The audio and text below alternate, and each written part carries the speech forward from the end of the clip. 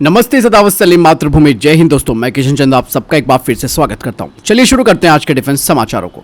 दोस्तों, भारत और फ्रांस अब संयुक्त रूप से बात कर रहे हैं जल्द ही अस्त्र मार्क 1 मिसाइल को रफाल फाइटर जेट में इंटीग्रेट करने को लेकर। अब खबर आई है कि रफाल फाइटर जेट पर अस्त्र मार्क 1 मिसाइल की कैपेटिव टेस्ट किया जाएगा और उसके बाद 2025 की शुरुआत में फायरिंग एक्सरसाइज भी शुरू होगी। यही नहीं, इसके अलावा अस्त्र मार्क 1, मार्क 2 और मार्क 3 को भी इस फाइटर जेट में इंटीग्रेट किया जाएगा। और दोस्तों, ये भी कहा जा रहा है कि भारत डायनेमिक्स लिमिटेड का प्लान है कि डीआरडीओ के द्वारा बनाई गई स्मार्ट एंटी एयरफील्ड वेपन को भी इस एयरक्राफ्ट में लगाया जाएगा, जो कि लॉन्ग रेंज प्रिसीजन अटैक के काम आएगा। और इस मिसाइल के लग जाने के बाद भारत के पास निर्यात का भी एक बड़ा रास्ता होगा अस्त्र सीरीज की मिसाइल को एक्सपोर्ट करने को लेकर, जिन्हें के उद्देश्यों को किया जाएगा, जो कि रफाल के ऑपरेटर्स हैं।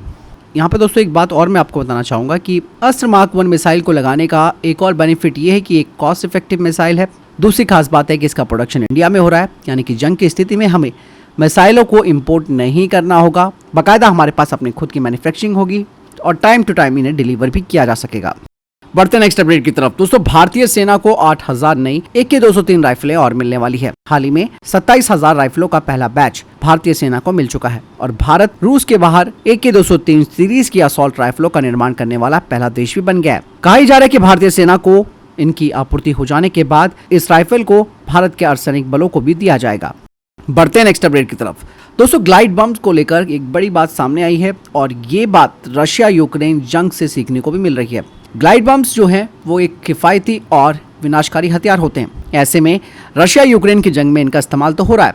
हजारों किलोमीटर दूर ये जंग चल रही है, लेकिन इसका इम्पैक्ट भारत पर भी पड़ रहा है। यानी कि भारत ने भी अब अपने शस्त्रागार में ग्लाइड बम्स को तैयार करना और तैनात करना दोनों ही शुरू कर दिया है। भारत के पास 2 स्वदेशी ग्लाइड बम ऑप्शंस है, जिसमें कि डीआरडीओ की 100 और गौरव और गौतम सीरीज। 100 की रेंज 100 किलोमीटर है, वहीं गौरव और गौतम अलग अलग वजन और रेंज क्षमताएं प्रदान करते हैं। इसके अलावा भारत के पास इजरायली स्पाइस सीरीज और फ्रेंच हैमर ग्लाइड बम भी मौजूद हैं और इनका इस्तेमाल भारत ने बालाकोट एयर स्ट्राइक में किया था। डीआरडीओ की जो 100 मिसाइल है उसकी रेंज 100 किलोमीटर है।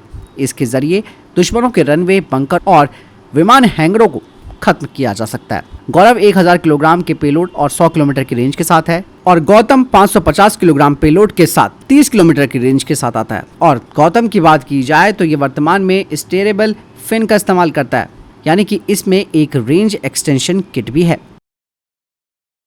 बढ़ते नेक्स्ट अपडेट की तरफ। भारतीय सेना अब अधिक संख्या में एडवांस अनमैन्ड एरियल व्हीकल्स को खरीद रही है, ताकि भारत की निगरानी और टेक्टिकल क्षमताओं को बढ़ाया जा सके। और अडानी डिफेंस ने भारतीय सेना और नौसेना को 4 स्वदेशी रूप से निर्मित हर्मीस 900 ड्रोन भी वितरित किए हैं। हालांकि हर्मीस को इजरायली एरोस्पेस इंडस्ट्रीज के साथ मिलकर तैयार किया जा रहा है अडानी डिफेंस के द्वारा। लेकिन दोस्तों, इजरायली एरोस्पेस इंडस्ट्रीज इस तरीके के यूएवी को अब भारत में एक लोकल असेंबली के जरिए HAL के साथ साझेदारी कर इन्हें बनाना चाहती है। लेकिन इसमें शर्त यह है कि अगर इंडियन एयरफोर्स इसकी अधिक से अधिक यूनिटों को शामिल करती है, तब ये साझेदारी आगे की जाएगी। भारतीय वायुसेना की शुरुआती योजना 12 से 15 मील यूएवी खरीदने की थी और भारतीय वायुसेना तापस यूएवी को खरीदना चाहती थी, लेकिन तकनीकी बाधाओं का सामना करना पड़ा इस प्रोग्राम को। हालांकि डीआरडीओ इस पर काम जरूर कर रहा है, इसीलिए इसे पूरी तरीके से खारिज नहीं किया गया है। बढ़ते नेक्स्ट अपडेट की तरफ। भारतीय वायुसेना को इस साल के अंत तक तेजस मार्क 1A फाइटर जेट मिलने वाला है और इसका पहला स्क्वाड्रन तैयार किया जाएगा। कुछ सूत्रों के मुताबिक पहला तेजस मार्क 1A स्क्वाड्रन 2024 के अंत तक राजस्थान के नाल एयरबेस स्टेशन पर ऑपरेशनल हो जाएगा, जो कि पाकिस्तान की सीमा पर है। पहली स्क्वाड्रन की सफलता के बाद इंडियन एयरफोर्स गुजरात के कच्छ में नालिया एयरबेस पर दूसरा स्क्वाड्रन बनाने की योजना बना रही है। इसके अलावा कहा यह जा रहा है कि पश्चिमी सीमा पर तीसरे तेजस मार्क 1A स्क्वाड्रन को गठित किया जाएगा। इस तरीके से भारत का हवाई रक्षा नेटवर्क और मजबूत हो जाएगा। 2025 के मध्य तक इंडियन एयरफोर्स के पास तेजस मार्क 1A का एक बड़ा बेड़ा शुरू हो जाएगा। भारतीय वायुसेना तेजस मार्क 1A के ऑपरेशन के लिए एक्टिवली एयरबेस को तैयार कर रही है। 2025 के मध्य तक तीसरी स्क्वाड्रन के लिए निर्धारित बेस इन फाइटर जेट की तैनाती को सुनिश्चित करेगा। चलिए बढ़ते नेक्स्ट अपडेट की तरफ, जो कि AMCA फाइटर जेट को लेकर आ रही है और ये एक बहुत बड़ी अपडेट है। भारत ने अब AMCA फाइटर जेट के लिए एक और महत्वपूर्ण कदम आगे बढ़ा दिया है। HAL के चेयरमैन ने बताया कि AMCA के स्टेल्थ शेपिंग को अब अंतिम रूप दे दिया गया है, यानी कि इसका डिजाइन अब मैच्योर हो चुका है और इंटरनल सिस्टम लेआउट भी पूरा हो चुका है। जहां तक स्टेल्थ मोड की बात की जाए तो AMCA हथियार और फ्यूल को इंटरनली डेडिकेटेड वेपन वे में ले जा सकता है और इससे अंडरविंग पाइलोन जैसे जो बाहरी उभार होते हैं जो खास तौर पर रडार वेव्स को रिफ्लेक्ट करते हैं और फाइटर जेट के स्टेल्थ के साथ कॉम्प्रोमाइज करते हैं, वो नहीं हो पाएगा। हालांकि स्टेल्थ एक महत्वपूर्ण टेक्टिकल फायदा तो जरूर देगा, लेकिन इसके साथ समझौता भी करना पड़ सकता है क्योंकि स्टेल्थ मोड में AMCA का 20 टन का ऑल अप वेट होगा, जिसकी वजह से यह अपने इंटरनल वेपन पेलोड में केवल 1.5 टन के हथियार ले जा सकता है। हालांकि दोस्तों AMCA केवल स्टेल्थ ऑपरेशन तक ही सीमित नहीं रहेगा क्योंकि कुछ ऐसे मिशंस भी होंगे जहां स्टेल्थ प्राथमिकता नहीं है।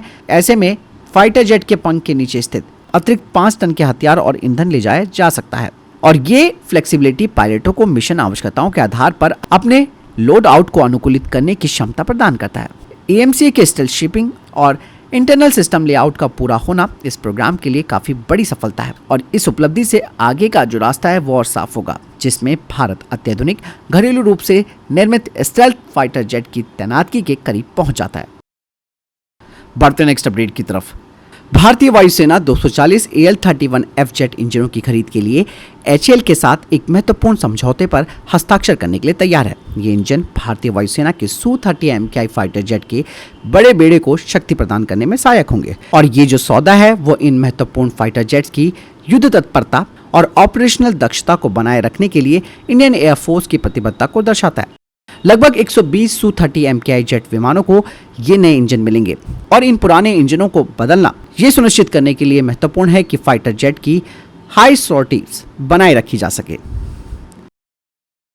भारत के हैदराबाद में स्थित कंपनी वीरा डायनेमिक्स ने एक MOU साइन किया है रोमानिया की आर्मामेंट जायंट कंपनी के साथ, जिसका नाम एस्कारफिल ऐसे है और ये समझौता भारतीय रक्षा क्षेत्र में एक महत्वपूर्ण विकास को दर्शाता है। और ये जो कंपनी है दोस्तों वो स्पेशलाइज्ड है आर्मामेंट, एमुनेशन और डुअल यूज प्रोडक्ट के प्रोडक्शन के लिए और ये रोमानिया डिफेंस इंडस्ट्री की एक महत्वपूर्ण खिलाड़ी भी है। बढ़ते नेक्स्ट अपडेट की तरफ। बिगन टेक्नोलॉजीज ने कोयम्बटूर आर्मी एक्सपो में अपने चक्र UAV हेलीकॉप्टर का अनावरण किया है। इस स्टार्टअप कंपनी के निदेशक ने बताया कि वे अपने एडवांस हेलीकॉप्टरों और ड्रोन के साथ रक्षा क्षेत्र में एंटर करने की उन्होंने योजना बनाई है। साथ ही उन्होंने बताया कि चक्र संस्करण 1.0 हेलीकॉप्टर 60 किलोमीटर प्रति घंटे की गति से 45 मिनट के लिए 4 किलोग्राम का कार्गो ले जा सकता है और इसका दूसरा संस्करण 10 किलोग्राम का वजन ले जा सकता है और 90 मिनट तक हवा में रह सकता है। इसके अलावा चक्र वर्जन 2.0 एक पेट्रोल चलित मॉडल है जो कि 6 किलोग्राम का भार उठा सकता है और 40 मिनट में 60 किलोमीटर की यात्रा कर सकता है। आपको बता दें कि बिगन एरोस्पेस डिवीजन, जिसका मुख्यालय बैंगलोर में है, वो अलग अलग सरकारी और अर्ध सरकारी संगठनों के लिए विशेष UAV हेलीकॉप्टरों का डिजाइन, निर्माण और आपूर्ति करता है। यही नहीं, बिगन एरोस्पेस डिवीजन 100 किलोग्राम तक का भार उठाने में सक्षम एडवांस मॉडल भी विकसित कर रही है। बढ़ते नेक्स्ट अपडेट की तरफ दोस्तों। चाइना अब अपने J-20 फाइटर जेट को अपग्रेड कर रहा है। इसका खुलासा J-20 फाइटर जेट को उड़ाने वाले पायलट ने ही किया है। कहा जा रहा है कि ये फाइटर जेट अब नेक्स्ट जनरेशन के युद्धक विमान में बदल जाएगा। J-20 में नई टेक्नोलॉजी लगाई जाएगी जिसमें कि इसके एरोडायनेमिक डिज़ाइन में बदलाव किया जाएगा, नया इंजन लगाया जाएगा, साथ ही साथ रडार सिस्टम, सॉफ्टवेयर सिस्टम को भी नया बनाया जाएगा। कहा जा रहा है कि इसमें AI का इंटीग्रेशन किया जाएगा, साथ ही साथ लॉयल विंगमैन ड्रोन और एक अधिक उन्नत इंजन जो कि इसकी स्पीड को और बढ़ाएगा वो भी इसमें लगाया जाएगा और इसकी स्टेल्थ क्षमता और बढ़ेगी। साथ ही इसमें कमांड कंट्रोल, कम्युनिकेशन, कंप्यूटर, खुफिया निगरानी और टोही नोड की भूमिका जैसी कई टेक्नोलॉजी भी इसमें इंटीग्रेट की जाएगी। बढ़ते नेक्स्ट अपडेट की तरफ दोस्तों। पाकिस्तान की मदद के लिए चाइना ने फास्ट इंटरनेट कम्युनिकेशन के लिए एक सैटेलाइट प्रक्षेपित किया है और इस कम्युनिकेशन सैटेलाइट को पाकसैट MM-1 नाम दिया गया है। यह सैटेलाइट पूरे पाकिस्तान में इंटरनेट सुविधाओं को बेहतर करेगा। इसके अलावा मोबाइल फोन और ब्रॉडबैंड सेवाओं को और बेहतर बनाएगा। बढ़ते नेक्स्ट अपडेट की तरफ। HAL ने एक एक्सप्रेशन ऑफ इंटरेस्ट जारी किया है कैट्स वॉरियर प्रोग्राम के एयर इनटेक कंपोजिट डक के मैन्युफैक्चरिंग और सप्लाई के लिए।